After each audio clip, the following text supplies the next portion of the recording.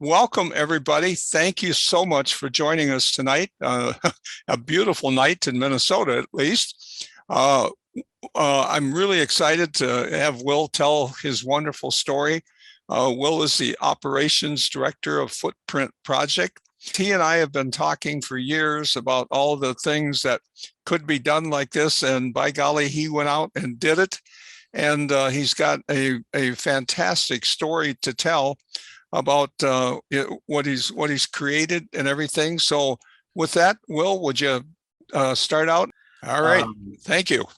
Yeah, and Doug, thank you for giving me the opportunity to talk about our work. It's started out of Minneapolis, and we consider Minneapolis our home and Minnesota our home. We are currently, I'm calling from New Orleans, and most of our equipment is now deployed across the Gulf Coast and the Pacific Coast. But we do miss home, so it's fun to talk with a bunch of Minnesotans. So Footprint Project in a nutshell, our mission, we're a 501c3, nonprofit disaster service organization. Our mission is to help communities build back greener after disasters by deploying and mobilizing cleaner energy to crises. So that usually to date has looked like assembling, developing, and deploying mobile solar generators to disasters to displace or replace fossil fuel single source generators like the ones you might find in Home Depot or Harbor Freight for partner first and second responders. So that would be like the firefighters down the street or the local American Red Cross that's setting up an aid station and needs electricity to power their computers, their fridges, etc. And we kind of backed into this in a way. I used to be a paramedic with North Memorial Ambulance and then did some disaster work abroad. And I had worked on some solar refrigeration projects in West Africa and noticed that the solar battery technology was being used pretty well over there, and I didn't really see it very often during disasters in the US. So we started Footprint Project as kind of a way to help other aid groups transition their field operations off fossil fuels. The reality, I think everyone's pretty relatively familiar with the climate change reality and how that is affecting extreme weather events, particularly environmental disasters like wildfires, flooding, tornadoes, and hurricanes. But we're still doing the same thing when it comes to how we respond and to these disasters. So there's what we're trying to work on is breaking that negative feedback loop between climate crises and their causes, meaning fossil fuels and carbon dioxide, and the way that large disaster response missions are being executed using gas generators, plastic, just single source water bottles and tarps. So right now we're working on the generator thing. The disaster response industry has a huge, I think, a long road ahead in terms of operationalizing sustainability. But in the short term, we can deploy these mobile solar generators as a kind of a starting point for where the disaster relief and recovery industry needs to go long term. Aside from just the fact that portable generators contribute to the carbon emissions that cause more extreme weather events, they're also a huge safety threat for communities that have to use or rely on them in the aftermath of a disaster power outage. To be honest, I think Minnesota, we're lucky that there's really not that many disaster power outages in Minnesota. But across the Gulf Coast and Pacific Coast with wildfires and hurricanes, they're becoming increasingly more common, and sadly, people are suffering the brunt of that. This is pretty much in a nutshell what we're trying to solve: the fact that disaster relief agencies struggle to deliver cleaner energy during these emergencies. And we can start with a solution that includes mobilizing solar and battery systems to these response and recovery missions. That photo on the left there was taken after Hurricane Maria, and the photo on the right was a Tesla palletized microgrid that we set up outside of the University of Kentucky in December of this year. So we're slowly making a small dent in this problem. Just as a brief overview, we kind of lay out our programs into 3 buckets. So we deploy equipment, mobile solar generators to power up responders and survivors during a major power outage. That's a volunteer and our program manager, Jamie, setting up another palletized microgrid way south in the bayou outside of a tribal center in Dulac, Louisiana, after Hurricane Ida. Our second program bucket is community resilience, which involves developing new systems, hardware systems, and training local partners to use those systems. That was a day training we did with a Cal Fire out in San Diego a couple years ago. And what we noticed is, we don't have enough equipment in our fleet to make real dent in the number of generators that are being used during a large scale power outage like Hurricane Ida or Hurricane Maria or a large scale wildfire. But so when the grid's back on, right, we can deploy everything that we have when the grid's off or down. And then when the grid's on, we can retrieve our equipment, get it ready for the next storm, and then work with those groups that were using that equipment during the disaster to build new systems that they then own, maintain, understand, and deploy in their own region for the next disaster.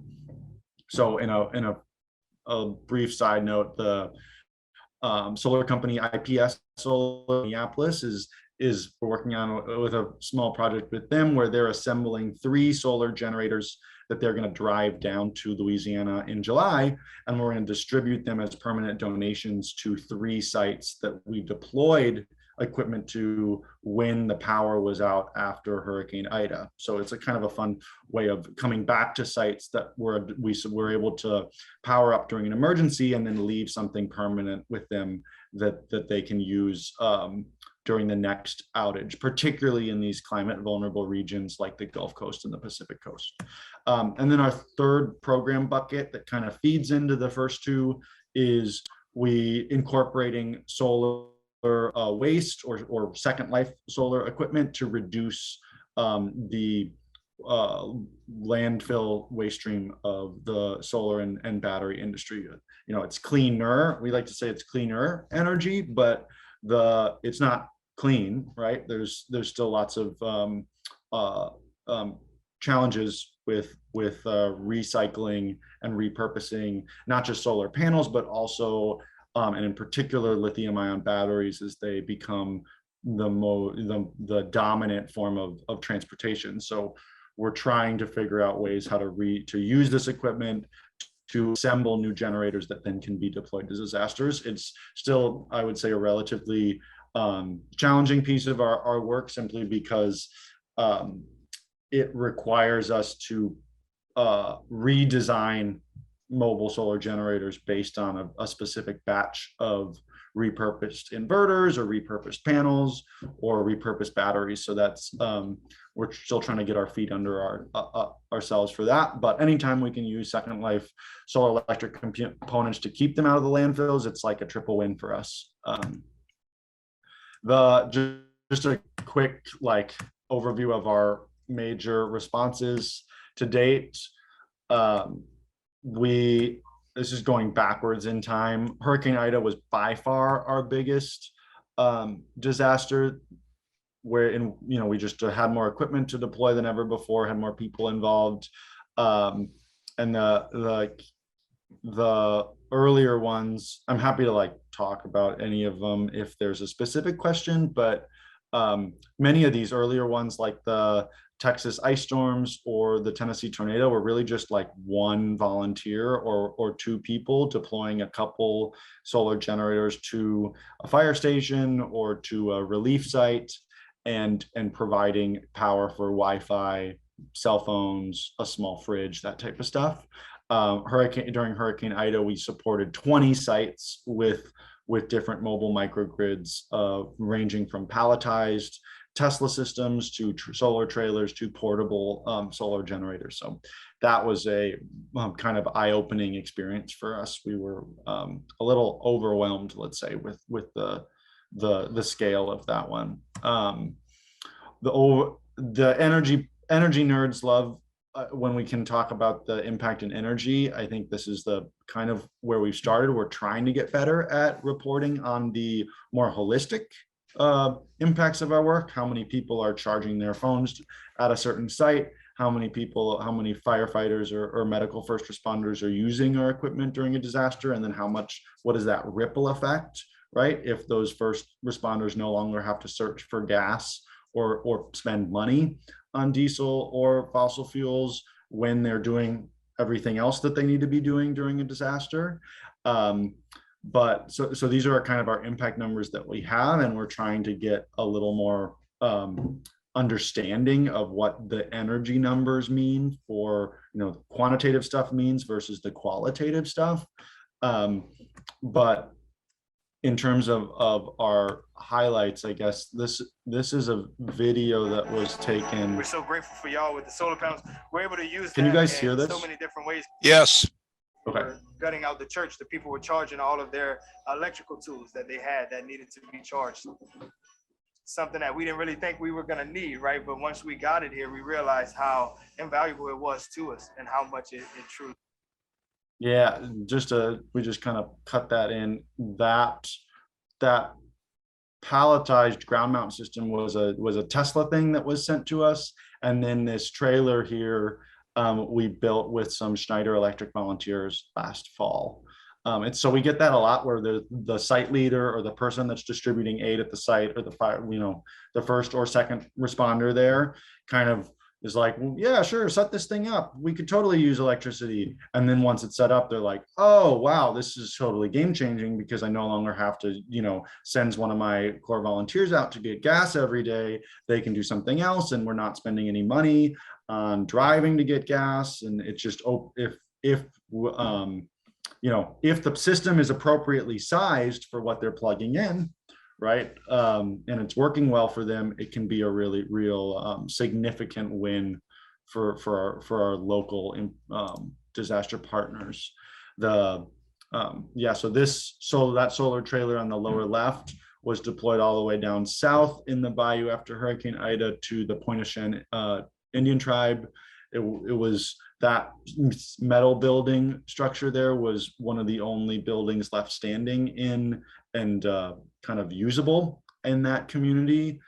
And they used that trailer for about 2 months to keep their fridge running, lights on, and Wi-Fi for the community center to kind of coordinate FEMA requests for assistance, process paperwork, that type of stuff. This is a fun story personally for us, because this musician, Louis Michaud, who's a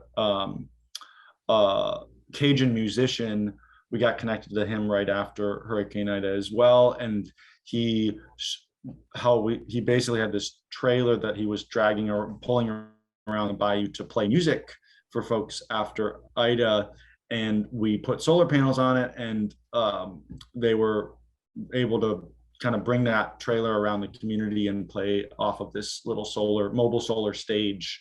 And for many of the people that were still working on their houses or fixing their houses, it was they were telling us that it was the first time they'd heard music in a couple months or a couple weeks. So that was special. Let's see if this thing works. This is after the tornadoes in Kentucky. Let's see if this plays.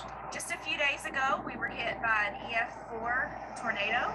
It devastated all of our facilities. And so we have been scrambling the last 8 days trying to figure out what we were going to do in terms of operations center. Now we have these wonderful solar panels. We're still off the grid. The grid's not back up for us.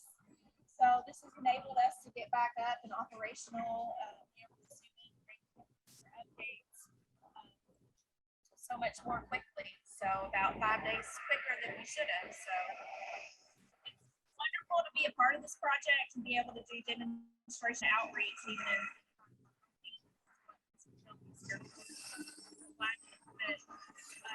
we had this opportunity. Yeah, and that's Dr. Carey, not the director of that center that was completely destroyed. I'm gonna kind of rewind the video just quickly because I love this picture or this image because what they did here, let's see those two shipping containers. Those were two 20-foot mobile, kind of like mobile mini office containers or things you see at an office site. So they had those dropped in, and then they were using this 45 kilowatt generator right over there. If you can see my mouse, and it actually, when we set this up, the generator broke for a little bit. So they were only relying on the solar microgrid, and this was a hugely challenging deployment for us because it was cloudy for the first week of the response. When we were setting this up, it was about 40 degrees, and they were trying to run heat in these containers, and then people kept going in and out of the containers because they were doing all their assessments and everything. So it was a big lesson for us in how to coach people. What, we had with two of these palletized Tesla systems that was about 15 kilowatts of PV and then 60 kilowatt hours of storage. But each container, when it was on running full time during the day, it was using each container was 4 kilowatt draw, right? So 8 kilowatts total. If all they needed to do was leave one container on at night, and all of a sudden our 60 kilowatt hour battery bank would drop pretty fast. So it was a real interesting, it worked for a couple days, and then they drained it down and they killed the batteries, and then we had to come and reset it, and then they turned their generator on, and then the generator fried. So I think we're trying to get better at explaining what works and what doesn't with this type of technology. And ideally we'd have this perfect hybrid system that, you just can drop in place and say, fill the generator up and plug it in. But so far we can't afford those ones. There's a couple out there that are very, very fancy and very, very expensive. But in the meantime, we're still working on high, designing or building these systems in ways that can be utilized effectively for responders. Just quickly, this is a solar trailer build that we did. So this is more in our community resilience program. We built this solar trailer with a young musician in Kansas City. And so there's 10 kilowatt hours of lithium ferrous phosphate battery storage in that box down there. And then a 2 kilowatt generator or 2 kilowatt inverter, and 3 solar panels on the top of the trailer, and then they can store more solar panels inside to set up on the ground. And this one's currently in Kansas City. Will be he's using it for his clean energy concerts that he does. So he's a young musician that powers all of his events off of solar battery systems. And then it'll be activated for tornadoes and regional disasters around Kansas City. And then on Pacific Coast, we have a number of mobile solar generators. Some of these dots are really small portable systems that were set up at displaced persons or homeless encampments. And most of them are these large DC solar trailers that were donated to us in 2021 after going through this crazy auction proceeding and bankruptcy proceeding that I was talking about right before we started. So some of these things are working great. Some of them are working less great. This one down here is not working at all right now. It needs a completely new battery bank. But they're staged at what we call community resilience partner sites. So that's a farm or a maker space or a community, nonprofits parking lot. Or the one up here in Cloverdale is at the volunteer fire station. This one out here is at the Office of Emergency Management of Calaveras County for wildfires.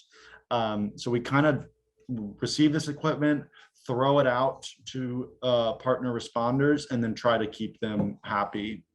It's all free and at no cost to the people. So we try to keep the systems alive as long as possible.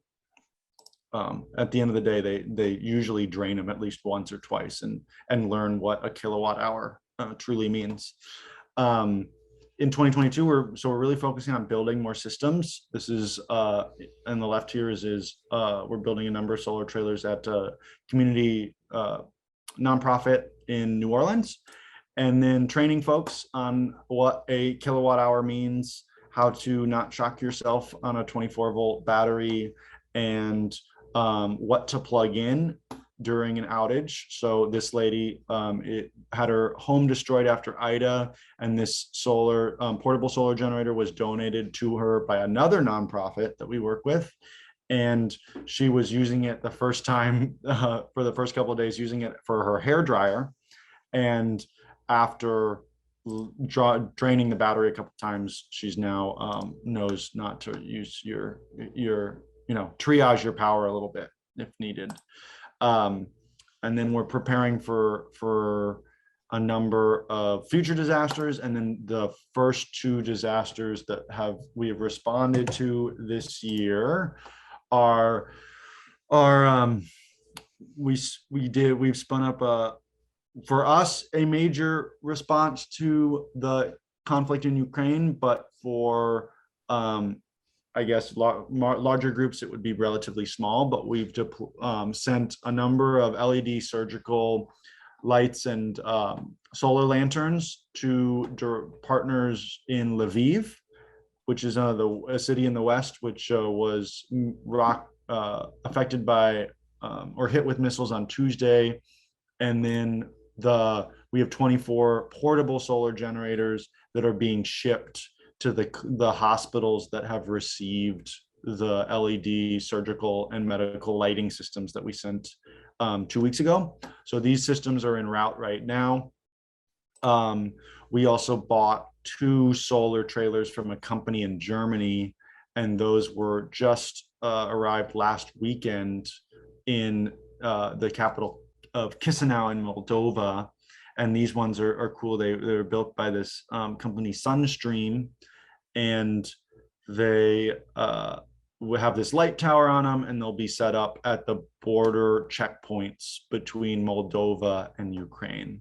They'll power Wi-Fi systems and 30 Starlink Wi-Fi access points, as long as light towers and other cell phone and device charging needs. And then most recently, we were in New Orleans when the tornado hit. What was that? Late March. It was about 3 miles away from us, and luckily we didn't have any equipment damaged, and we were able to really quickly deploy because we're here. So we set up some of these systems, powered 5 sites for community centers and kind of emergency drop points for this community center was using this system to power their chest freezers, so they didn't have to throw away all their food, and they could keep their seed garden that they were freezing some seeds. So that was was special for them. Just really quickly with our lessons, and because I'd love to kind of open it up and answer questions and talk about this. We're learning that offering free electrons, particularly ones that are quiet and non-emitting and not loud, make no noise and don't smell. We always have more people that can want them than we can provide. And these, traditional single source fossil fuel generators are a clear pain point for folks that are either responding to or living through a disaster. But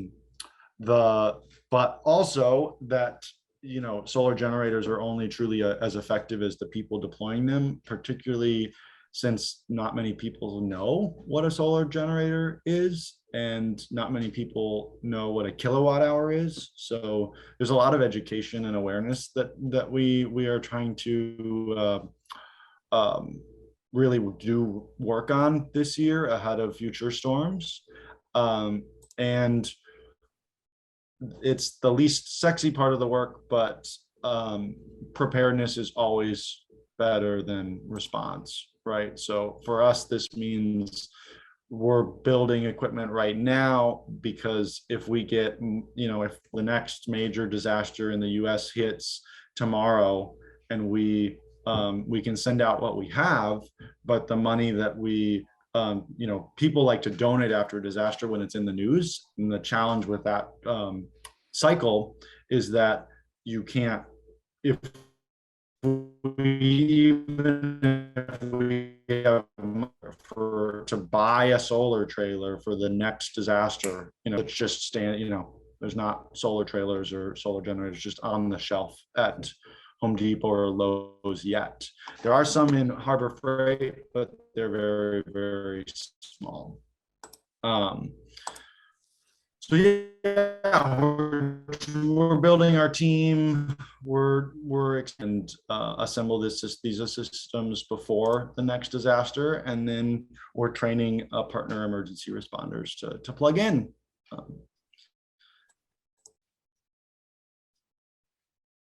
And over the next 2022? So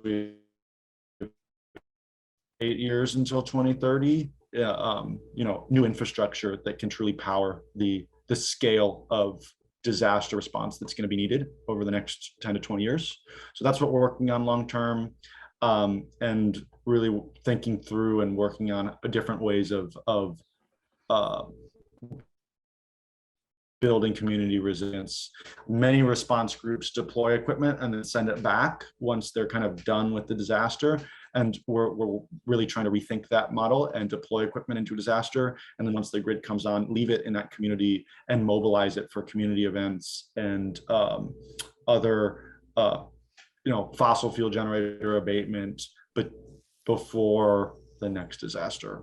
So we try not to leave, try not to island hop. And yeah, that's it. Thank you for listening to me ramble. I'm happy to answer any questions. I do see one in the chat that says, ironic deployed solar to the Texas winter storm. Yeah, very, gotta love the fossil fuel industry. They have really good PR. And they did try to highlight that story, even though it wasn't true. The solar and wind stuff was part of the only reason the grid didn't completely collapse during Texas. But yeah, if there's other things that I can talk about or love to answer, discuss. Will, where do you find most of your financing? And so you guys can keep moving forward? Oh, that is a great question. So right now, I'd say we split our fundraise, our money buckets on our balance sheet or accounting, in QuickBooks into 3 buckets: grants, and sponsorship, individual donations, and earned revenue, which would be like, or renting equipment to a festival or something like that. They used to be like, I think in 2021, it was about a third. And I would say now grants and sponsorship. And the reality, like our biggest grant ever has been $50,000 from Schneider Electric.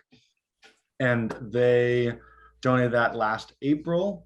To be honest, the way we're still alive is because solar companies like their logo next to a photo of a solar panel in a community that is just, rocked by a disaster. I mean, it's sadly the reality of disaster funding and fundraising, but those types of images are what drive our sponsorship. And we're trying to communicate that, hey, if you can sponsor us, we're going to use this money to assemble new systems. And we're trying to get better at describing how this, we don't get everybody's logo. We don't plaster everything, that way. We don't NASCARify it completely. But it is what drives what's been allowed us to do the work so far. So I'd say most of it is, Doug. So basically large energy companies that are looking for greenwashing. And we will happily give it to them as long as we can take that money and turn it into a solar system that we can deploy to a community in need. Yeah, it's pretty awesome that you guys are there to help people during the disaster, but then to me, it's really fantastic that you're leaving a lot of equipment behind so that people can use it for other things. That's awesome.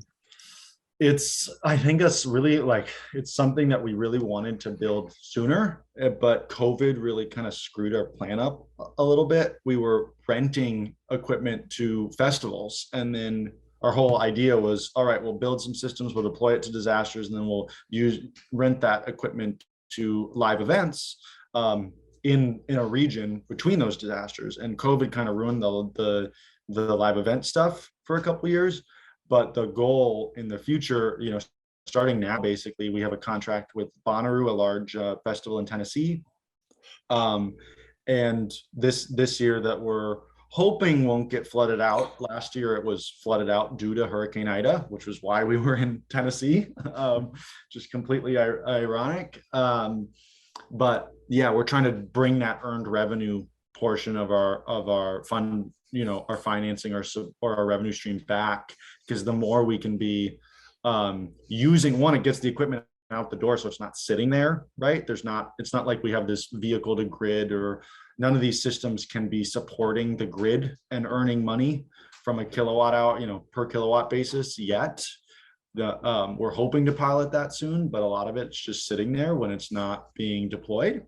So if we can use it to offset a generator or replace a generator at a fun event, it's a total, win. And if we can make money doing it and train our volunteers on how to deploy it, which at an event that's not a complete real disaster, it kind of feeds, it checks a lot of boxes for us. So that we're hoping to bring back as part of our, programming this year. But it's still pretty, the festivals and events industry are still a little gun shy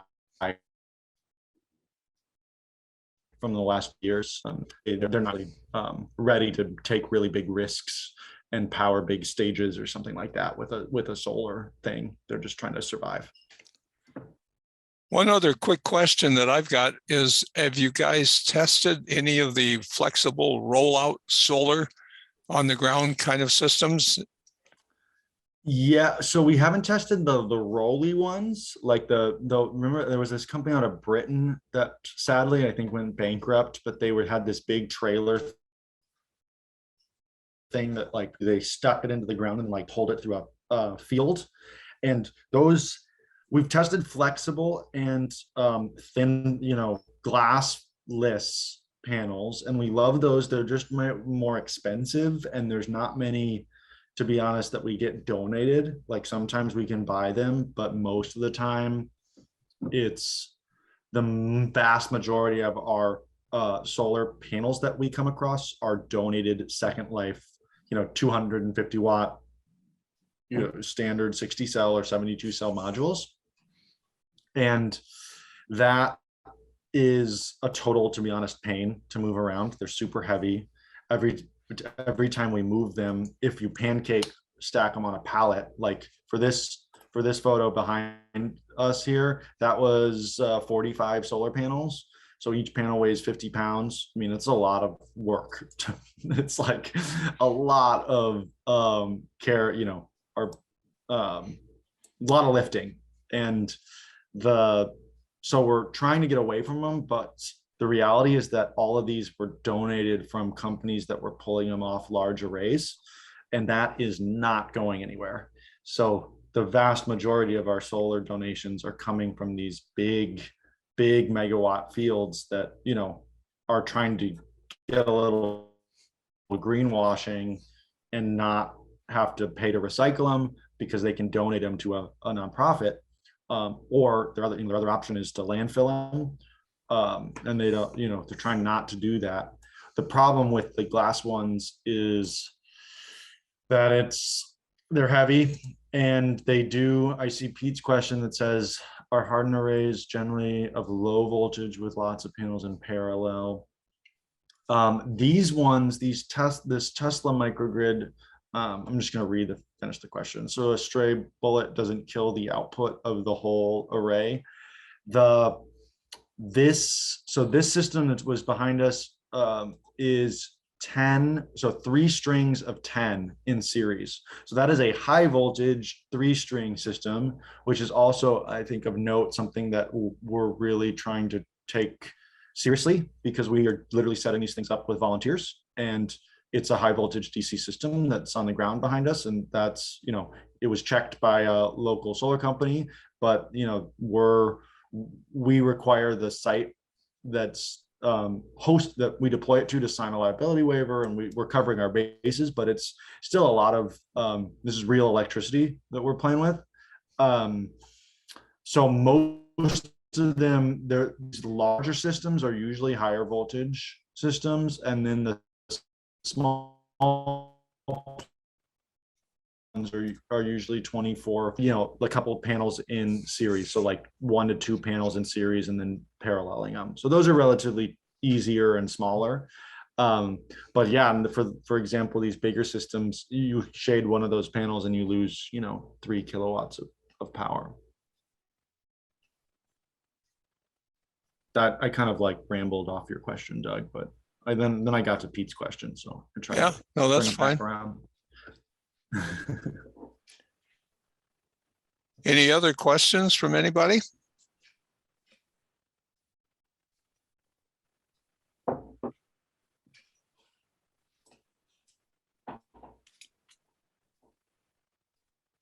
So one question, I'll go back to the beginning.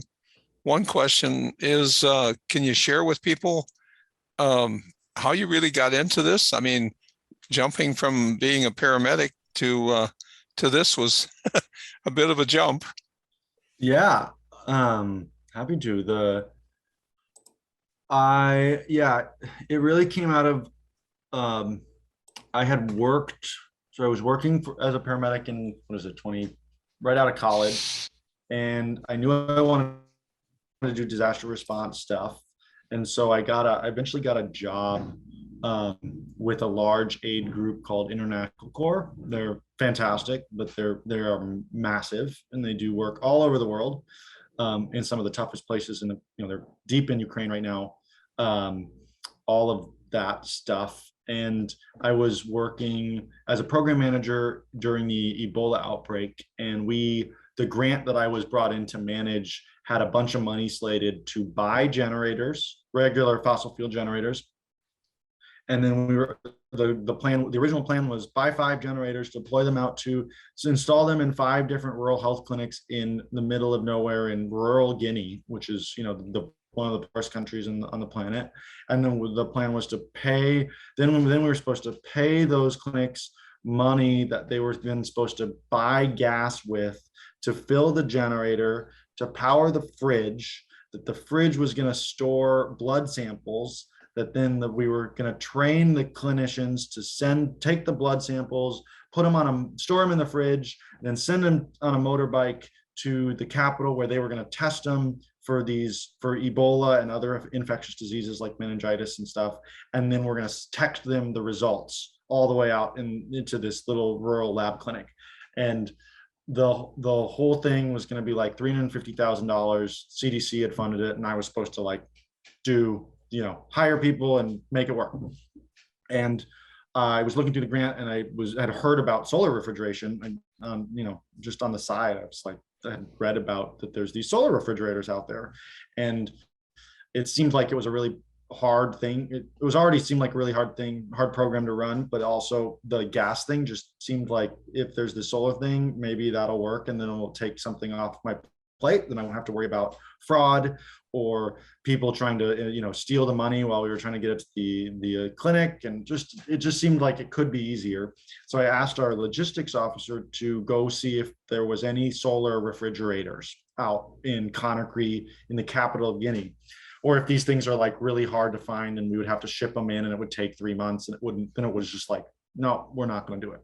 But the logistics officer came back the next day in the morning. I remember we were sitting in the office, and he was like, yeah, I have 3 quotes for solar refrigerators.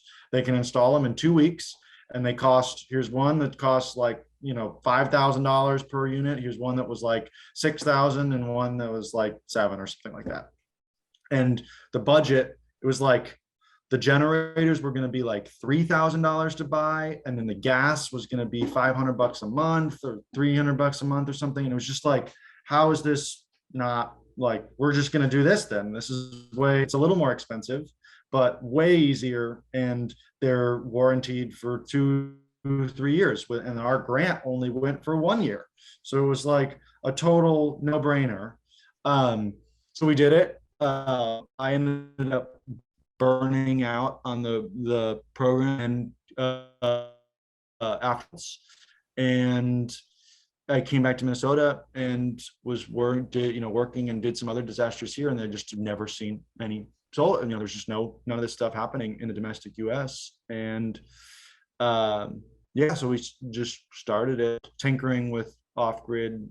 I bought a horse trailer in Minneapolis and put a Renogy bought a kit and played with it. Tried to run a heater at the Standing Rock protests during 2017, if anyone remembers those, when the veterans went out there. Learned the hard way that you can't run a heater off a golf cart battery and in -10 degrees. I had no clue what a kilowatt hour was, right? And this path, it get a system in place, right? And we begged a lot of companies for batteries and panels, and we still do that and spend a lot of time begging people for free stuff. But yeah, that's kind of the how we started, or how this thing got started. I did see a question from Pete really quickly. Are we working in Ukraine? How do we donate money with this? Oh, I love that question. Hold on. So we in grants, actually, www.footprintproject.org/Ukraine, a co-working space that I hope that works. If not, I will put in the real link. Let me check it. But we do have projects ongoing in Ukraine. We're planning a new shipment of solar generators. Dodge, lucky, I got it. So that link will work. And as long as you click there's a designation link on our website. So Pete or anybody else, if you do feel inspired, you can just click that checkbox that says support Ukraine, and that'll funnel, that tells us where to send the money. Right now we have this $25,000 matching grant to send more solar generators to medical sites and community resilient sites in Ukraine, and I'm really hopeful we'll see if we can pull it off. But we're exploring ways to try to figure out how to assemble generators in Lviv and Poland, instead of shipping the batteries on one pallet and then the other components on another pallet, and then pay local electricians that have been displaced from the conflict to assemble them. So if we can figure that out, it's a much larger, longer, more difficult project. But, that's the dream, because then it becomes a workforce development and kind of keeps them, gets more money into the pockets of the affected survivors. Our personnel there is our family and friend volunteers that are Ukrainian citizens in Lviv. So the only reason, like, we don't have the capacity, we're 2 full-time staff, and we do not have the capacity to do a operation and support direct staff on the ground in Ukraine. That isn't viable. But we did. The only reason we decided to get involved was because the CEO of a company we work really closely with, New Use Energy, who is actually one of the guys that found us this matching grant, is Ukrainian. So their CEO, Paul Shmodolopin, and his family is all Ukrainian, and his wife is her cousins, and they have family across Ukraine that some of them fled Ukraine, some of them are still there. So we were able to really quickly get a warehouse, and we have WhatsApp communication directly with these his and family that can receive the equipment and distribute it directly to hospitals. So his cousin is an anesthesiologist at the Children's Hospital of Ukraine, and then his wife's cousin is a business, runs a bunch of fashion warehouses or did until now. So we try to make a really concerted effort to only deploy either us humans or equipment to places where we have a direct invitation from a person that is qualified to make an invitation. And that invitation for Ukraine came from the director of anesthesiology for the Ukrainian, the regional children's hospital of Lviv, who said, yes, please send us these LED lights. We need them. Please send them to this location. I will receive them. I will distribute them. I will make this spreadsheet that tells you where they go. And so that we did that shipment a few weeks ago. And now we're doing the second shipment of solar generators. That's on a flight. It's probably somewhere over France. It's landing in Germany tomorrow, should be on a truck through Poland next week, and then they'll be distributed out to the same hospitals that are using these lights. And then we're exploring additional shipments, as well as local assembly of these generators using a network of suppliers out of Poland and Germany, and then employing Ukrainian electricians in Lviv and on the border of in Moldova that have fled, or in Poland. So we do not have any personnel. We haven't gotten on a flight yet there, which is both for me, it's to be honest, a lot of responders fly a lot of people in, and they don't do much. So we're really trying to just trust the people that we know directly there, and what they need is equipment, and that's what they've told us. And so that's what we're going to send. We could spend $3,000 to $5,000 on getting me over there, but I don't speak Ukrainian. I don't know, not an electrician. Like, what would I do other than take photos? You know what I mean? So we're going to spend the money on equipment, and we're going to try to figure out ways to get the equipment and the assembly labor to folks that are affected. It's been unique. It's our first large international thing. It's taken up a ton of my time in the last 6 weeks, but we kind of didn't, when someone so close to it says, yeah, if you can if you can ship it here, we'll use it. It's hard to, and there's money that was donated. It's hard not to do it. It's hard to turn it down. So most of our work is domestic, though. I mean, that's really where we thrive, is developing these networks and getting solar things on wheels and moving them to hurricanes and wildfires. Oh, it's an honor to work on it, and thank you all for listening to me ramble about. Yeah. Well, Pete, thank you so much. We've got another presentation going at 7. So we just really want to thank you so much and wish you the very best with all your work. I mean, it's amazing what you guys are doing and where you're doing it. So the very best to you. And It's a pleasure. so nice to have I'll let you. you guys go. Yeah. All right. Well, enjoy your board meeting, and thank you again for giving me a platform to talk about our work. Okay. And you stay cool in New Orleans. I'll try. If you guys stay warm. All right. Take care. Bye. Bye. Take care. Next month, we'll be having a speaker talking about solar biodomes. So hopefully you all can join us then.